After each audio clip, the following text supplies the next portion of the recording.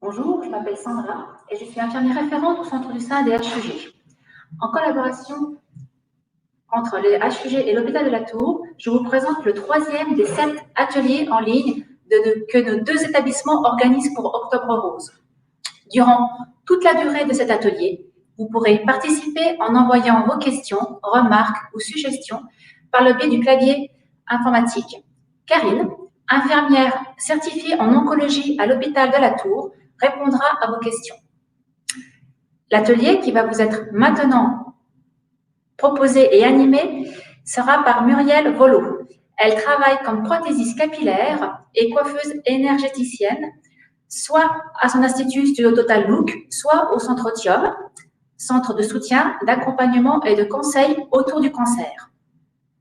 Muriel vous accompagne lors de la chute des cheveux, pendant les traitements, et elle intervient ensuite pour stimuler la repousse. Muriel dit être animée d'une passion pour l'humain, ce qui l'a amenée à développer une approche différente de l'image de soi. Et c'est aussi ce besoin profond de comprendre la matière qui l'a amenée à se former à des soins énergétiques capillaires, autrement dit, la trichothérapie. Elle va vous parler de son accompagnement individualisé et bienveillant qui assure avant, pendant et après les traitements. En tant qu'infirmière, je parle des prothèses capillaires au cours de la consultation infirmière qui est faite après l'annonce de la chimiothérapie. Ce moment est un moment privilégié où l'on va rencontrer la personne dans ses émotions. Pour un plus grand nombre d'entre elles, l'effet secondaire qui sera la chute des cheveux va être une atteinte par rapport à leur image corporelle. Et c'est pour répondre à leurs besoins que je peux être amenée à parler de prothèses capillaires, de turbans et autres accessoires.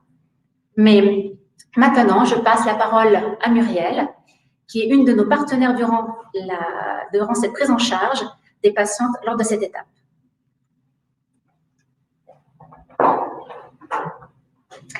Bonjour, je suis donc prothésiste capillaire et coiffeuse énergéticienne. Je vais donc vous parler de l'accompagnement en fait qui est prodigué lors justement d'un changement d'image lié à la chute des cheveux. Nous allons pouvoir accompagner des slides. Super, merci beaucoup. J'arrive pas à mettre la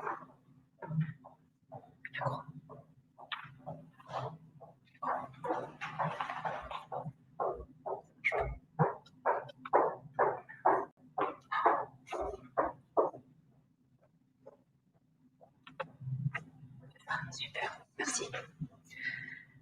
Voilà, excusez-nous. Donc, lors de l'accompagnement, en fait, vous avez une prise en charge avant, pendant et après le traitement. Ce parcours est relativement important puisque à l'annonce en fait du traitement qui sera prodigué, une chute de cheveux peut être effectivement possible. Pour pouvoir effectuer au mieux en fait ce changement d'image, nous allons vous proposer de vous accompagner à ce moment-là pour choisir une prothèse capillaire ou des turbans ou d'autres accessoires. Notre première visite va nous permettre de vous transmettre des informations telles que la chute. Merci. On va essayer d'anticiper pour tout ce qui est les informations concernant les chutes, pardon, voilà un peu. Et vous allez pouvoir prendre connaissance du process. Ce process qui va prendre forme après le premier traitement. Et il est important pour moi de vous indiquer dans le temps quelles sont les échéances. La première visite nous permet aussi de vous donner un maximum d'informations et de vous présenter justement les prothèses capillaires. Ce qui est aussi important, c'est de définir le choix, vos besoins et vos envies en fonction de votre style. Nous allons donc vous faire essayer forcément en fait des prothèses, aussi les turbans, de façon à ce que vous puissiez commencer à vous approprier en fait ces accessoires qui vont vous accompagner durant tout le traitement.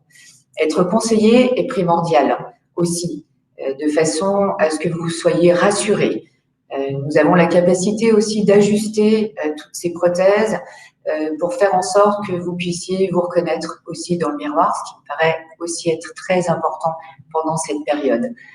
L'accompagnement aussi va jusqu'au bout, c'est-à-dire qu'au moment où vous perdez vos cheveux, nous serons à vos côtés, de façon à vous accompagner tout en douceur dans cette transition, et aussi pour que l'adaptation se fasse correctement, que vous puissiez vous approprier cette nouvelle image qui vous accompagnera pendant toute la durée de vos traitements.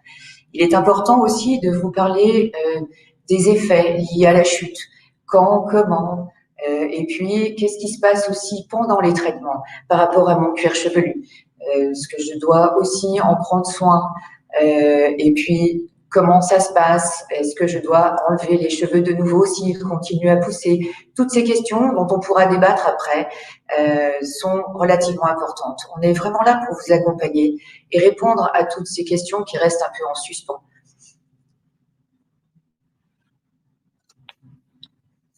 Je vais maintenant vous parler aussi des prothèses. Les prothèses capillaires, en fait, ce qui est important de comprendre, c'est que nous avons 3 types de prothèses. Des prothèses en cheveux de synthèse, de très bonne qualité, qui redonnent un effet de coiffage totalement naturel.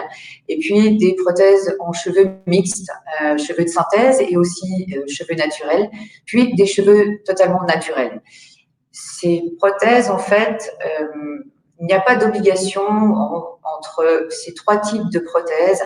C'est simplement par rapport à votre besoin, votre ressenti. Et puis, ce qui est important de savoir, c'est aussi quels sont les avantages, et les inconvénients de chacune. Voilà. En sachant que les cheveux de synthèse vont pouvoir se remettre en place assez facilement. Jusqu'à une certaine longueur, ils vont donner un côté complètement naturel. On pourrait même pas faire de différence entre un cheveu court naturel et un cheveu de synthèse du moment où la chevelure est bien adaptée. Bien entendu, il faut qu'elle soit ajustée et puis remise à la taille et aussi personnalisée, ce qui fait partie de nos compétences. Une chevelure mixte va donner peut-être un effet un petit peu plus léger selon certaines longueurs. Et les chevelures naturelles, je dirais que pour ma part, elles vont plutôt s'adapter sur les cheveux longs, de façon à retrouver un ressenti en fait identique à sa propre chevelure, de façon à ce que ça puisse se mouvoir aussi comme un véritable cheveu. L'idéal est effectivement de s'approprier cette chevelure de façon à ce que vous ne fassiez qu'un avec elle. Donc ça, c'est notre rôle de vous accompagner à ce que l'adaptation se passe au mieux. Lors de l'enlèvement des cheveux, ce qui est aussi très, très important, c'est que celui-ci se passe en douceur. On prend le temps de couper. Alors, ce que nous préférons faire, c'est de vous emmener dans des phases différentes, de partir de votre longueur et de les couper de manière progressive avant de les enlever totalement. Et de vous laisser aussi la possibilité d'enlever les cheveux quand bon vous semble. Il faut savoir aussi que le fait, parfois, il y a des effets qui se produisent au moment de la chute, et ces effets, en fait, vont disparaître au moment où nous allons enlever les cheveux. Il peut y avoir des effets de douleur, d'inflammation, de démangeaison, parfois rien. Mais quand ces effets sont présents, c'est vraiment là où, en fait, il est important de retirer les cheveux pour que ça puisse se calmer.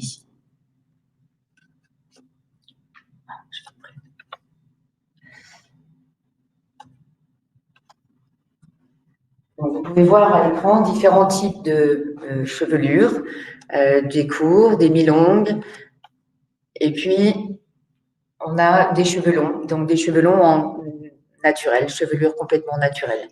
Vous avez donc différents types de montages. Les montages, ils sont choisis, tous ces types de montages, en fait, sont des perruques dites médicales. Le montage sera plutôt choisi pour une question de confort.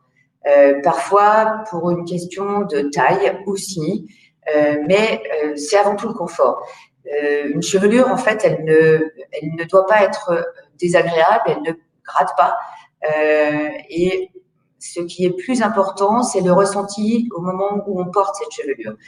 À partir de là, vous avez des montages qui sont complètement douceurs, enfermés comme dans un bonnet en finalité, avec un effet toujours tulle cinéma sur l'avant qui donne un effet totalement naturel, qui permet de voir les cheveux comme si c'était vos propres cheveux qui sortaient du cuir chevelu, ce qui est relativement important, surtout quand on a l'habitude de toucher ses cheveux.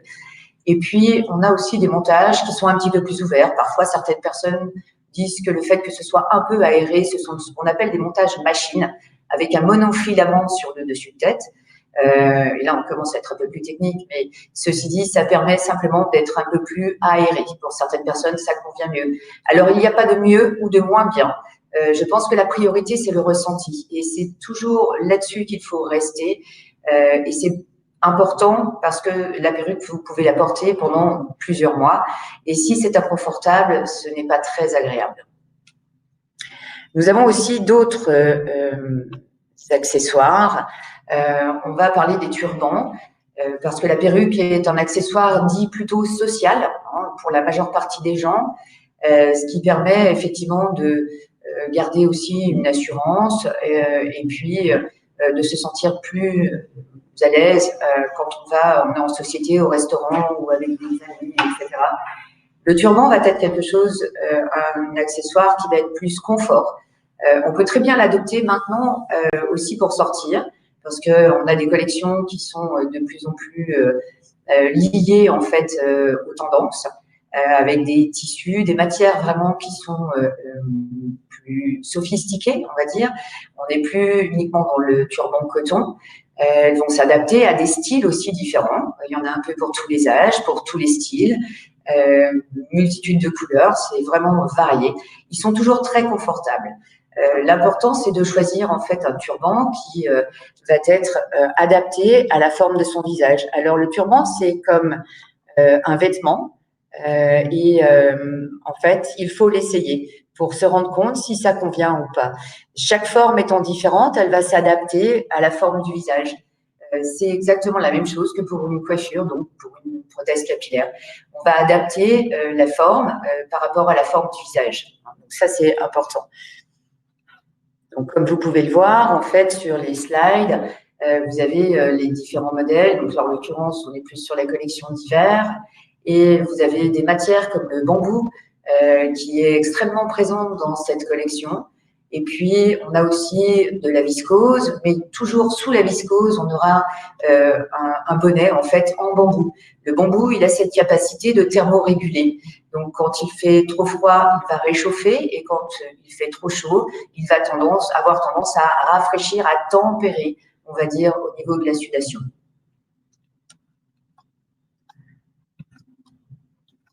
Vous avez aussi des bonnets cachemire, des bonnets en coton.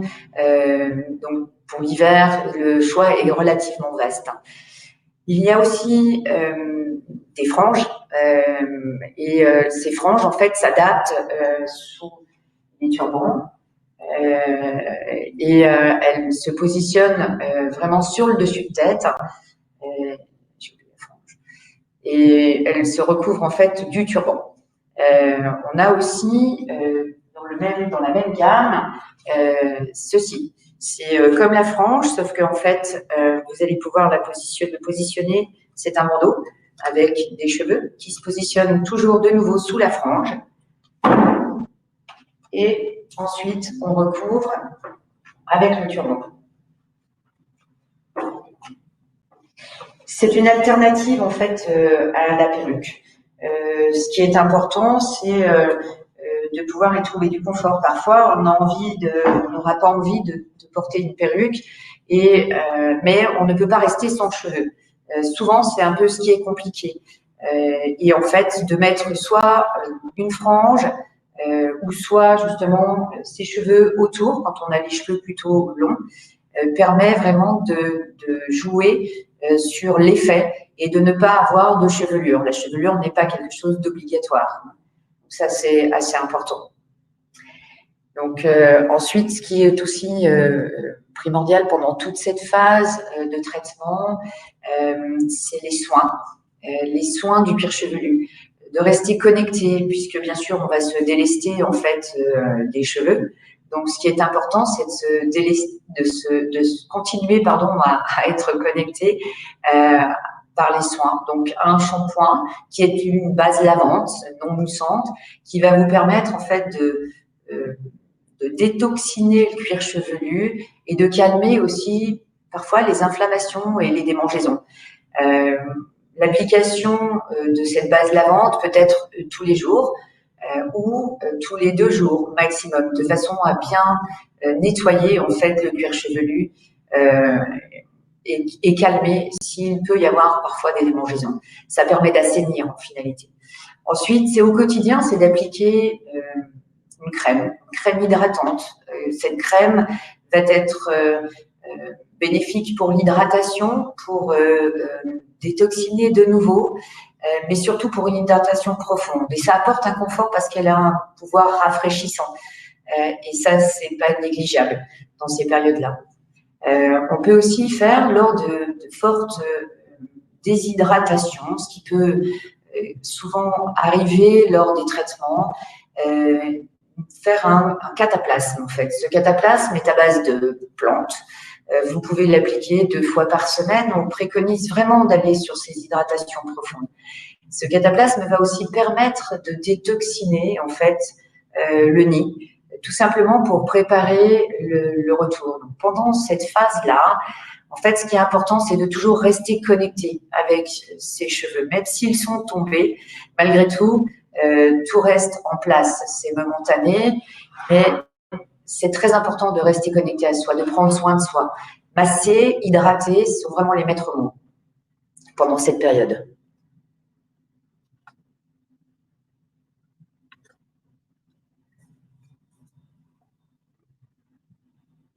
Ensuite, je dirais que nous restons fondamentalement en fait à disposition parce que il est important que vous ayez toujours une possibilité pendant ces périodes de venir nous montrer, de poser des questions si besoin est aussi, par exemple au niveau de la perruque, de faire réajuster si quelque chose ne vous convient pas ou tout simplement vous n'arrivez pas, même ne serait-ce que les turbans. Il est important aussi qu'on puisse vous montrer comment les positionner de façon à ce que tous les jours vous puissiez aussi jouer un petit peu avec tous ces accessoires et surtout de venir sans, je dirais,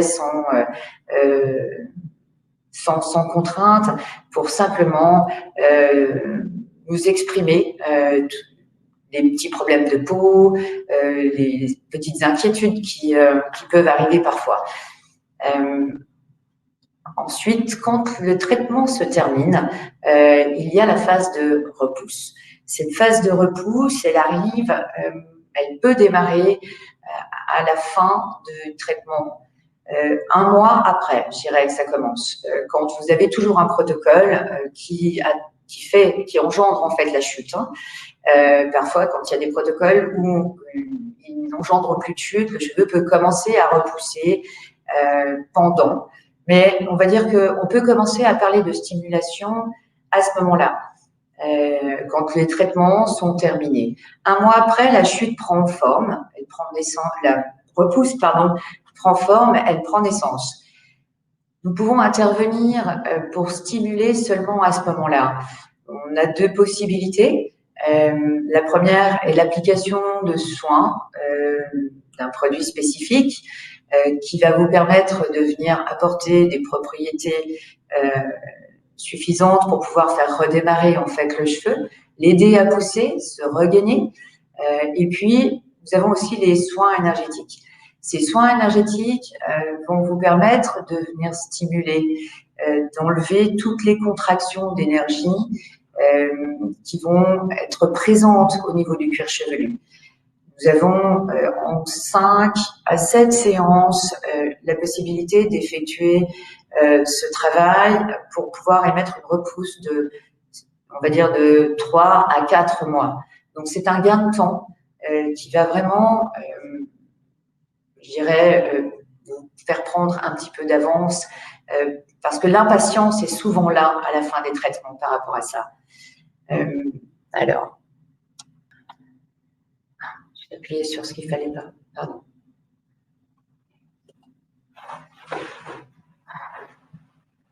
J'ai voulu mettre sur la flèche, mais ça. C'est une catastrophe.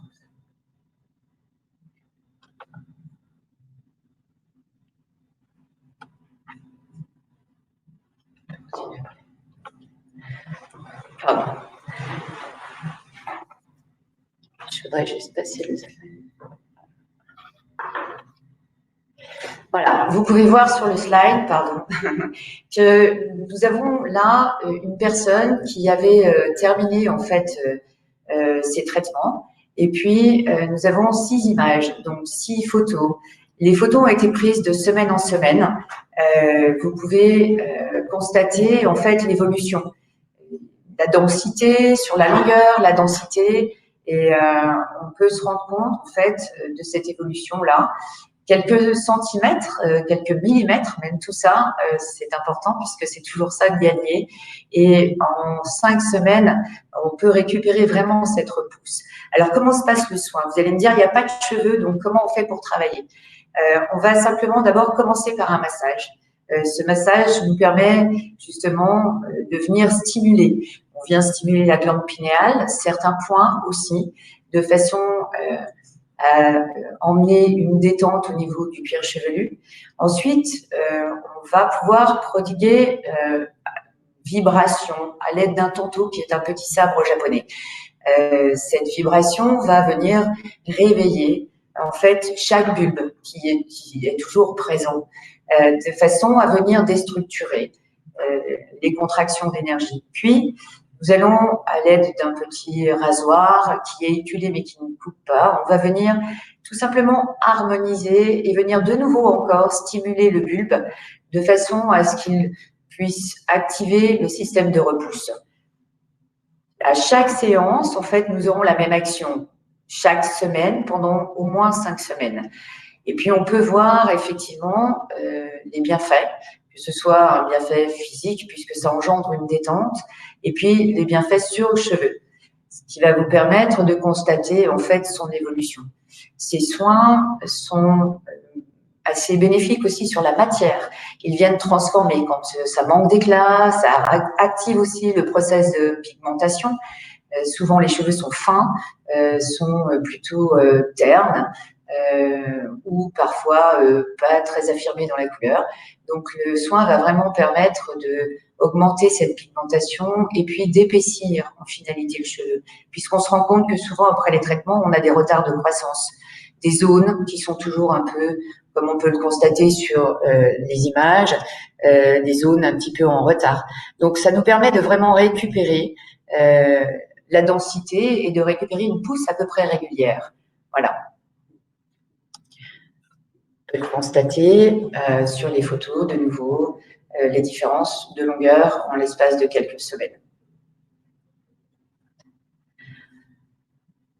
Voilà, maintenant, nous allons pouvoir passer aux questions-réponses.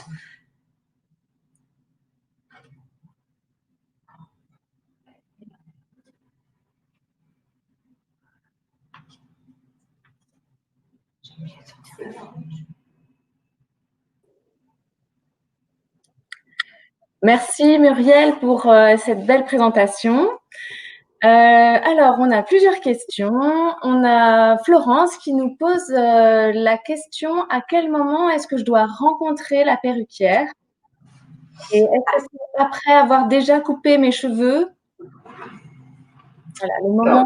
Ce qui est bien, c'est en fait d'anticiper. C'est-à-dire qu'avant même de couper les cheveux, c'est mieux de venir justement me consulter afin qu'on puisse débattre ensemble, discuter en fait et définir le style et le choix en fait de la prothèse capillaire.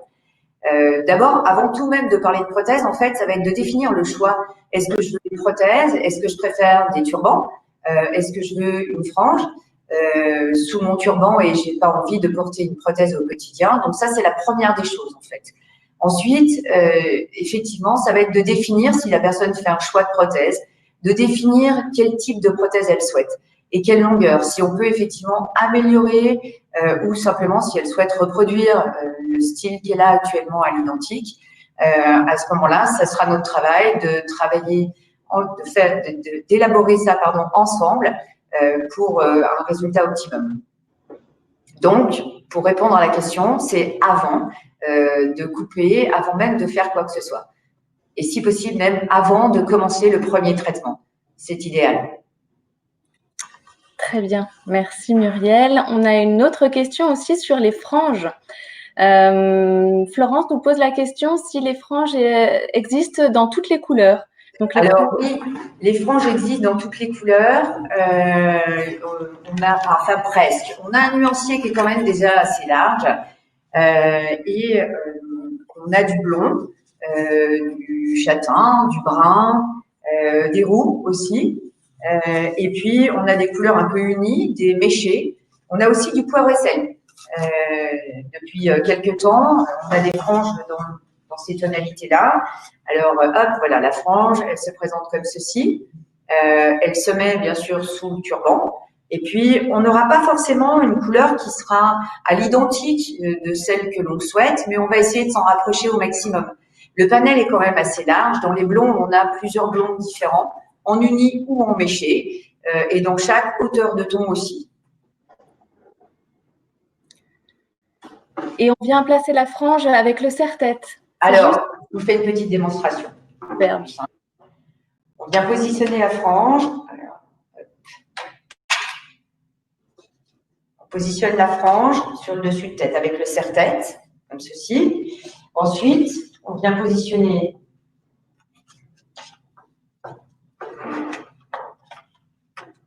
le turban.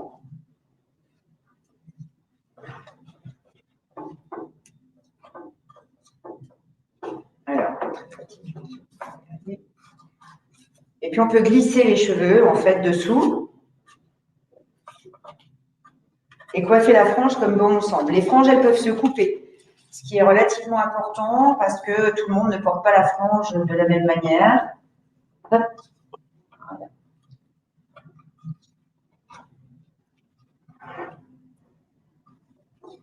Voilà, elle se positionne toujours dessous.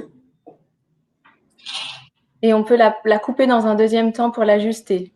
Oui, le même jour en fait. On peut, une fois qu'elle est positionnée, on peut la couper en fonction des besoins. Donc elle se nettoie de la même manière que les perruques et avec les mêmes produits. Hein, ça se lave et ça s'entretient et ça se coupe aussi exactement pareil que les perruques de synthèse. Merci Muriel. Martine nous pose la question, est-ce qu'il existe des techniques pour mieux supporter une perruque? On entend parfois que les perruques sont peu confortables. Quelle est ton expérience et quelle information tu peux nous amener? Alors, les perruques, à l'heure d'aujourd'hui, tout ce qui est prothèse, en fait, les montages sont de plus en plus perfectionnés et on a quand même beaucoup de montage douceur. Alors, ce qui est important, c'est de choisir une prothèse de qualité. Et ça, c'est primordial. Le montage, en fait, doit être souple tout le temps. Alors, il y a des différences de montage. Il y a des micro-pots avec des montages mains. Les micro-pots vont être un petit peu plus, peut-être un peu plus rigides sur le dessus, mais en aucun cas elle ne gratte. On peut avoir une irritation, mais parce que la peau est déjà irritée. Et en finalité, si on hydrate profondément les tissus, l'irritation est moindre. Si vraiment il y a une intolérance, parfois ça peut arriver, même avec un montage en tulle totalement douceur, ça peut arriver qu'il y ait une intolérance, auquel cas on conseillera de prendre un bonnet en bambou. Ce sont des petits bonnets en bambou à base aussi qui contiennent de l'aloe vera, qui permet de diffuser en fait comme un anti-inflammatoire et ça permettra de mettre une protection entre la peau et la prothèse capillaire. D'accord. Géraldine nous pose une question. Est-ce qu'on peut continuer à porter une perruque lorsque les cheveux commencent à repousser ou est-ce que cela peut ralentir la repousse? Non. Alors oui, on peut continuer à porter une perruque au moment où les cheveux repoussent. Il n'y a aucune incidence. Ce qui est important, encore une fois, là où j'insiste beaucoup, c'est les soins qu'on va apporter à son cuir chevelu et à ses cheveux. Du moment où les cheveux reprennent vie, on va dire, où ils commencent à pousser, il faut commencer à s'en occuper. Du moment où ils sont hydratés correctement aussi, sans produits à base de silicone ou diméthicone, le cheveu va être nourri, auquel cas il n'a pas forcément besoin de prendre la lumière. Il y a une idée préconçue qui dit qu'il faut que ça prenne la lumière pour se renforcer, que les perruques ça étouffe, etc. En fait, non, c'est pas vrai. Les perruques aujourd'hui, elles sont extrêmement bien faites, c'est pas des casques, elles sont aérées, donc ce qui fait que l'air circule, et puis le cheveu, lui, il peut continuer à pousser sans altération. Ça, il n'y a aucun problème. Martine nous pose encore une autre question sur l'entretien. Est-ce qu'on a un entretien particulier avec une perruque ou une prothèse capillaire? Oui, alors on fournit systématiquement en fait un kit d'entretien. La prothèse, elle doit être lavée quand c'est un port quotidien. La prothèse doit être lavée à peu près tous les 15 jours, de façon à éliminer toutes les toxines que l'on peut éliminer par la peau finalement, hein. Donc la sudation, que ce soit la sudation ou ne serait-ce que même la pollution extérieure. Donc ça permet vraiment de la nettoyer. Donc ça c'est important. Vous avez un kit avec un shampoing et un soin en fait qui vous est fourni de façon à pouvoir nettoyer la prothèse. La prothèse elle va sécher. Alors encore une fois pour les chevelures de synthèse, elle va sécher à environ pendant 3 à 4 heures. Et simplement, vous la laissez sécher naturellement. Et puis, ensuite, vous pouvez la remettre en forme. C'est un coiffage à mémoire de forme. Donc, elle se remet en forme toute seule. Donc, il y a un shampoing et un conditionneur. Et est-ce qu'il y a des entretiens différents entre les 3 types de perruques, de prothèses capillaires, c'est-à-dire la naturelle, Oui. la fibre de synthèse, comme synthèse et les mixtes. Oui. Alors, il y a un entretien différent. En fait, les deux premières, les fibres de synthèse et les fibres mixtes, en fait, vont s'entretenir exactement de la même manière. La différence entre une synthèse et une mixte, c'est la fibre sur la chevelure mixte.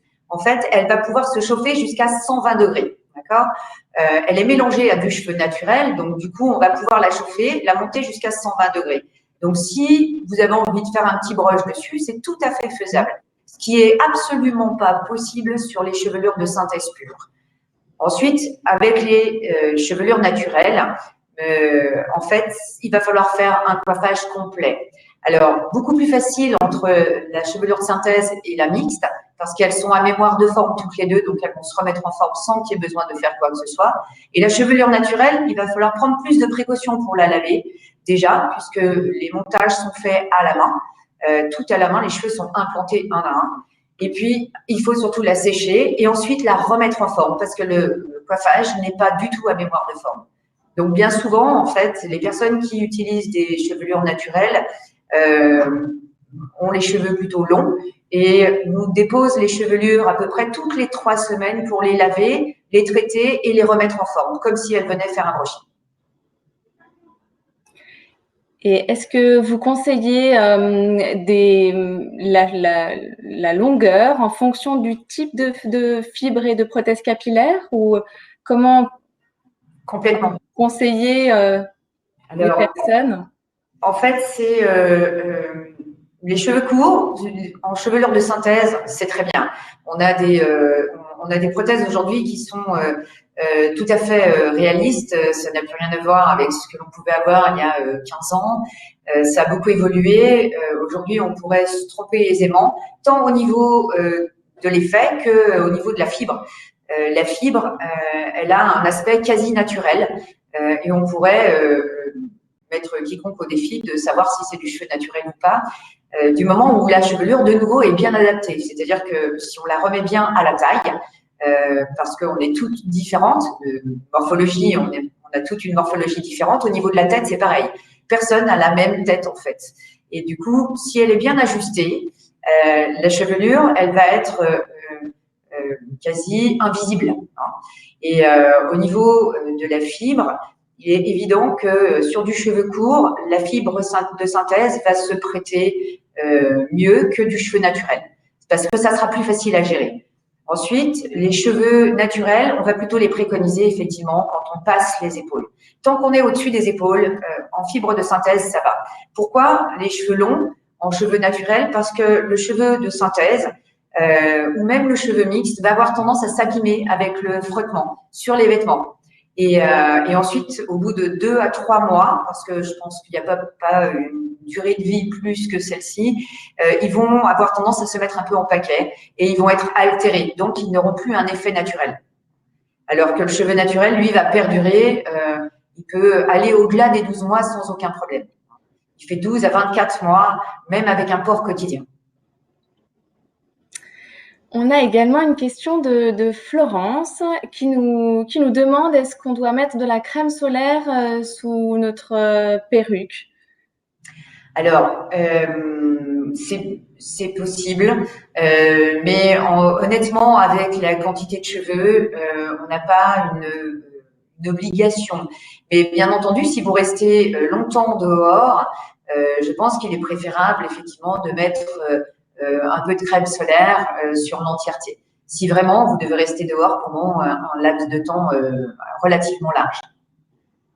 D'autant plus que pendant les traitements, on préconise de se protéger. Éviter le soleil, de se protéger. Oui, ouais, c'est ça. Exactement.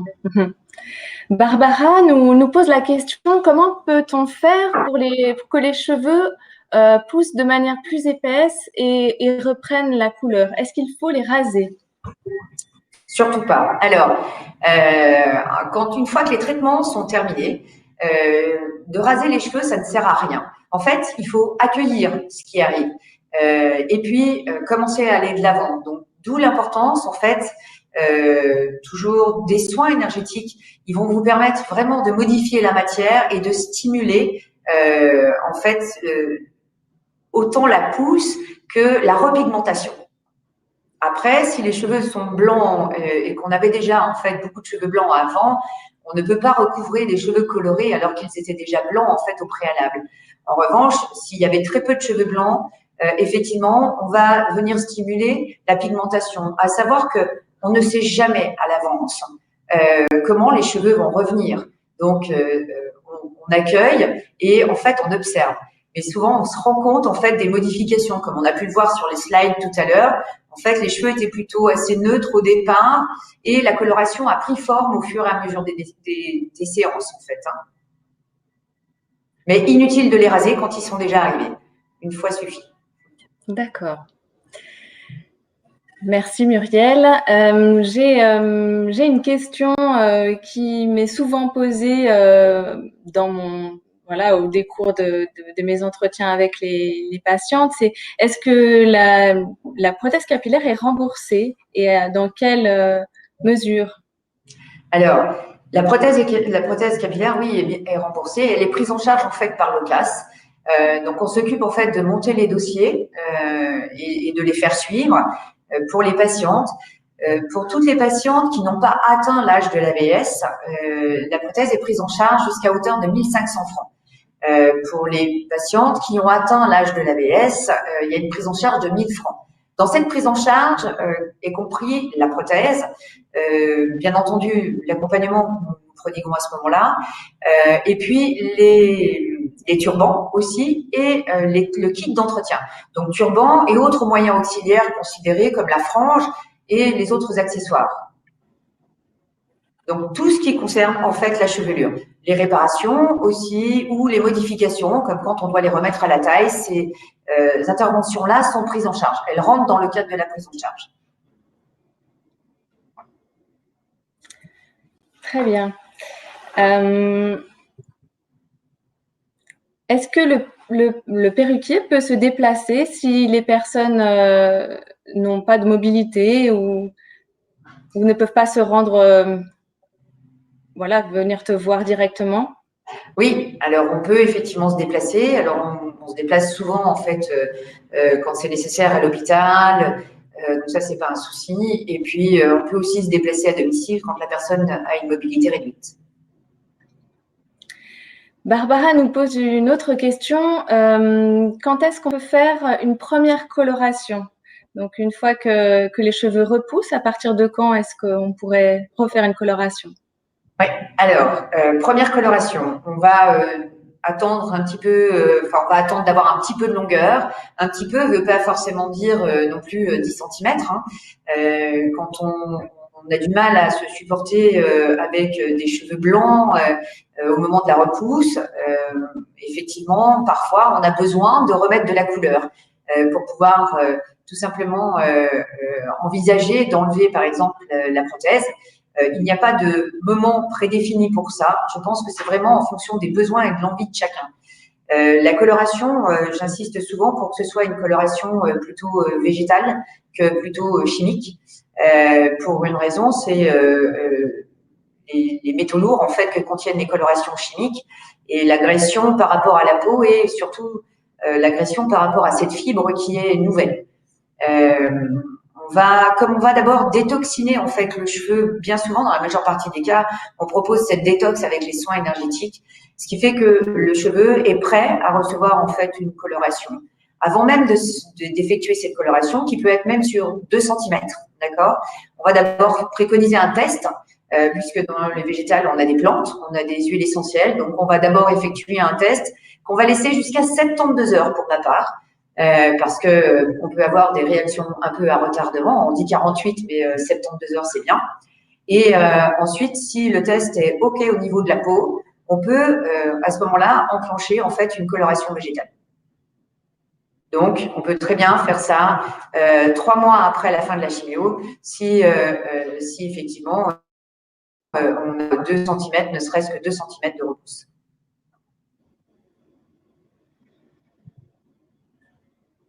Merci Muriel. On va pouvoir terminer notre 3e atelier.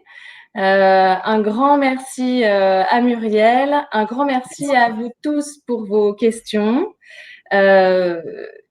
Vraiment, n'hésitez pas, pour les personnes qui veulent en savoir plus, vous pouvez contacter Muriel via son site internet et vous pouvez également contacter le centre Otium ou l'infirmière référente de votre centre de soins.